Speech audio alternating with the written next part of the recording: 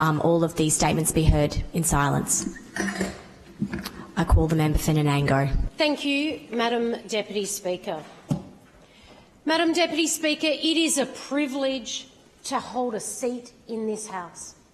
It is a privilege that is hard-earned, and we have it at the behest of our constituents. The constituents across this great state who understand what it is to feed our people, to clothe our people, they are the ones, Madam Deputy Speaker, that have spoken out against this bad law. There is no one sadder than me that the great Andrew Cripps hasn't got a seat in this place anymore, because the former member for Hinchinbrook worked his guts out for the people of Queensland, along with the LNP, to make common sense vegetation management laws. So our farmers knew what they were working with. They knew what boundaries. These people are not criminals. These are people that are just trying to look after their land, to keep it in the place where it should be for the next generation. They are the custodians of our great state. And it annoys me so much that we are back in this chamber defending those common sense laws.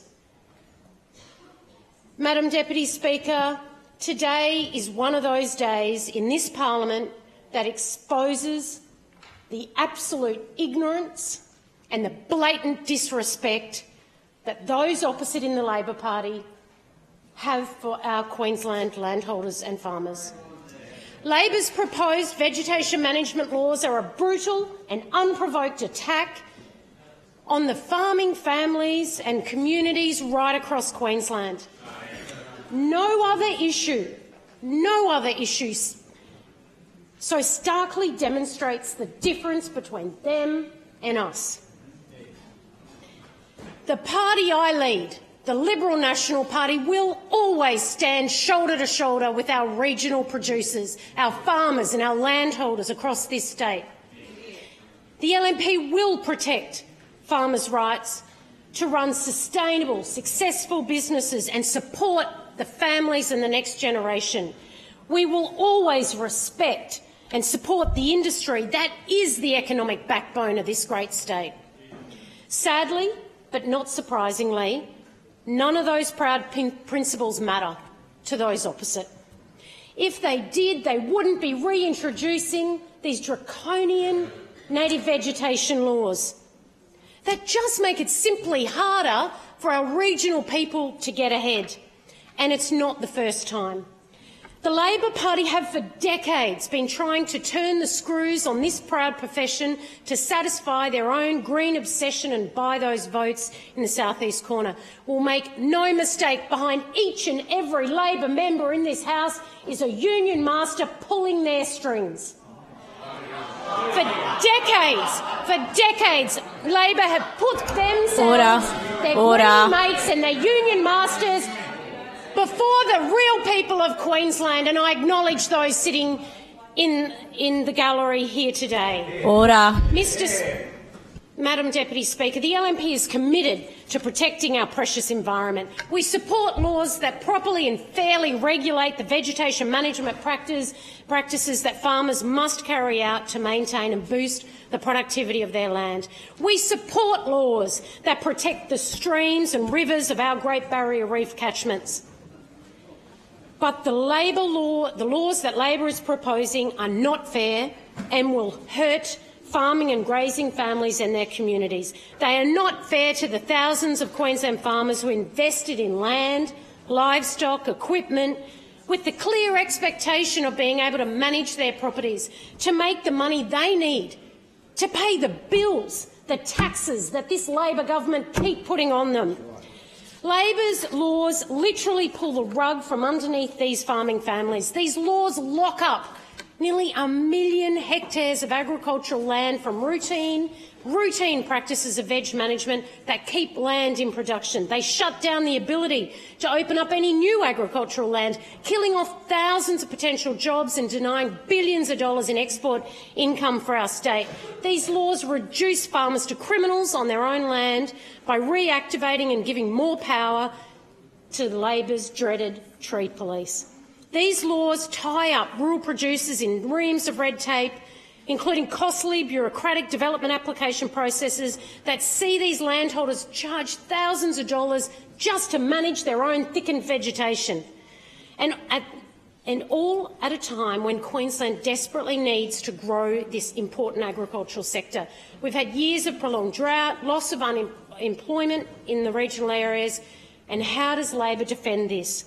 With dodgy figures, no consultation, that's how. The very people these laws hit the hardest weren't even given a seat at the table when the laws were written. The bill was introduced with such a short period of time, and I personally, on behalf of the LNP, want to thank each and every 13,000 Queenslander who submitted into the committee. I want to thank each and every Queenslander who stood out here on Speaker's Corner and rallied for their rights. I want to thank my family members, graziers from Wundowan, who stood out there to defend the rights of my family to continue farming in this great state. I am a proud daughter of an agricultural producer, and I am not going to stand in this chamber and let those opposite call my family, my friends and the farmers of Queensland criminals. Yeah. To add insult to injury, Madam Deputy Speaker, we have for decades had to listen to Labor peddling the mistruths. Order. The mistruths about vegetation management in Queensland. Happy to trash the reputation, but happy to stand over there and claim chickpeas are going to solve the world. Well, Premier, I have news for her. You need land to grow chickpeas. Yeah. It's funny that. My husband and I have grown chickpeas. We know what it takes to grow a chickpea.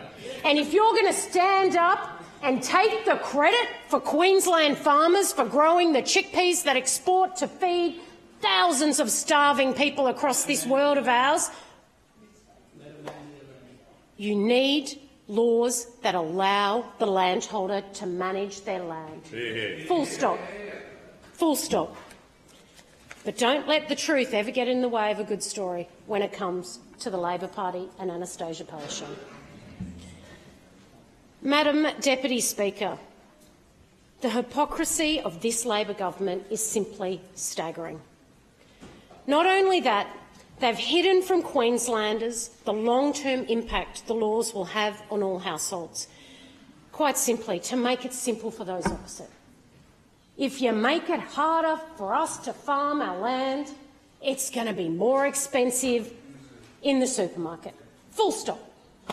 Again, it's simple, but unfortunately, this is what we're dealing with. There is no common sense on that side of the House. Now, Madam Deputy Speaker, I was proud to be a member of the LNP government that helped restore the balance to the vegetation management laws. In 2013, I stood in this House and I spoke about Mr Alan Crawford, a grazier from Gordon Brook in my electorate. I dealt with Mr Crawford when I was a lawyer in Kingaroy, and he then continued to talk to me after he fell foul of another Labor government's obsession with farmer bashing in the Veg Management Act of 1999. After responsibly managing his vegetation since the 60s, the tree police dragged Mr Crawford to court, prosecuted and fined him. It took a huge toll on his life. He told me at the time, "This has taken 10 years off my life." Well, sadly, Mr Crawford passed away 2 days ago this week. And I would like to send my heartfelt condolences to the family, to Val, their family and friends, for standing up for these draconian laws after they were at the front line. My message, Madam Deputy Speaker, to the rural producers is clear. The Liberal National Party has and will continue to fight for your families. We will fight Labor's law at every turn. These laws are unfair, they are unjust, they are unworkable, and every LNP member in this chamber stands to vote against this bill. The member's time has expired.